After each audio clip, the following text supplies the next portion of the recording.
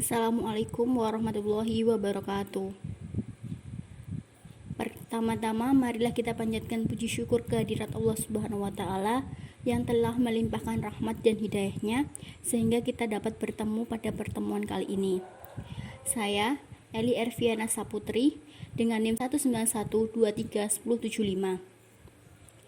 Di sini saya akan menyampaikan materi tentang langkah implementasi pelayanan prima. Langkah implementasi pelayanan prima.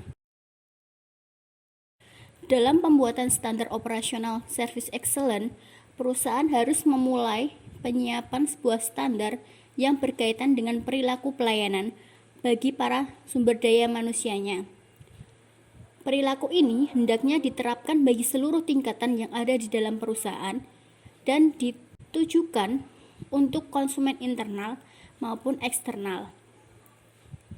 Perilaku pelayanan bagi karyawan juga berarti bahwa apa yang telah ditetapkan oleh perusahaan bukan hanya merupakan suatu standar operasional prosedur, namun lebih dari itu, aspek-aspek diatur sudah menjadi perilaku sehari-hari bagi semua tingkatan yang ada dalam sebuah organisasi.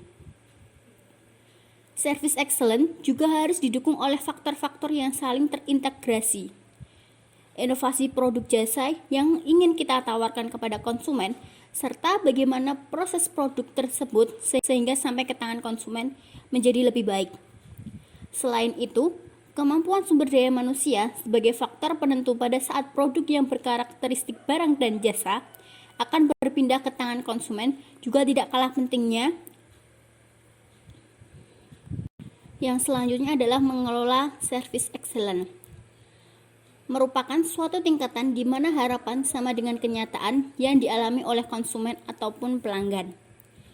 Untuk menuju ke tingkat excellent, perusahaan harus mampu menjalankan rantai pekerjaan dengan pencapaian zero mistake.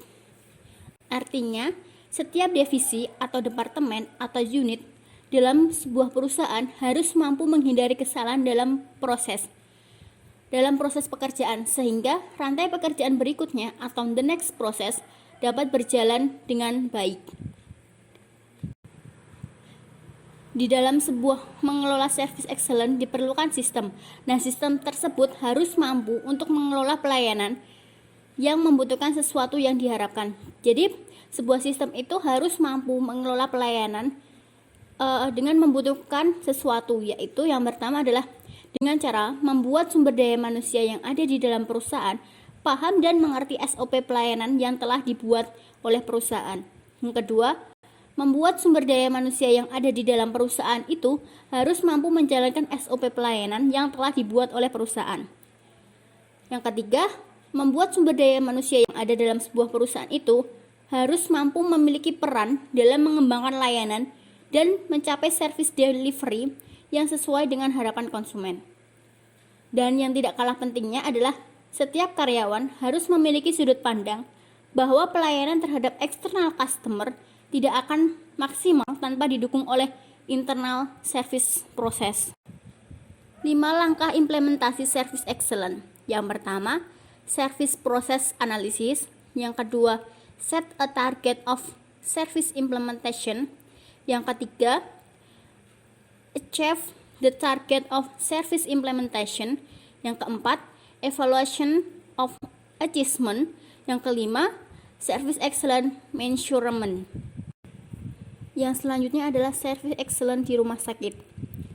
Salah satu aspek yang bisa berpengaruh terhadap keputusan pembeli, konsumen, atau pasien adalah kemampuan perusahaan atau rumah sakit untuk memberikan pelayanan yang terbaik dan pelayanan yang sesuai dengan apa yang diharapkan oleh konsumen atau pasien. Mengapa service excellence merupakan suatu hal yang penting dilakukan oleh rumah sakit? Karena dengan banyaknya rumah sakit yang memiliki karakteristik yang sama dalam satu kategori, satu jenis layanan atau jasa, harga, dan lain sebagainya, maka service excellence dapat dijadikan faktor pembeda antara satu rumah sakit dengan rumah sakit lainnya.